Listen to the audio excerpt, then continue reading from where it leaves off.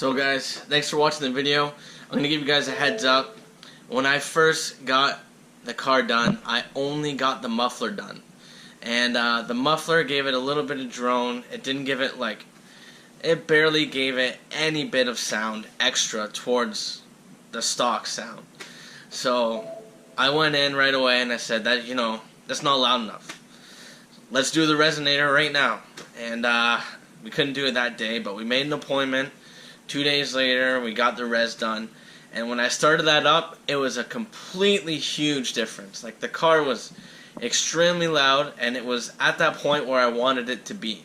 So don't waste your money on a crazy exhaust, from these insane companies that just charge you so much for something so little.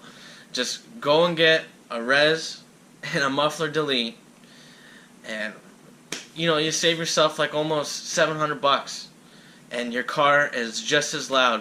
You get a little bit of drone on the highway, but it's nothing turning up the volume on your radio can't handle, So yeah, have a good one, guys. I hope you enjoyed the video, and have a good day.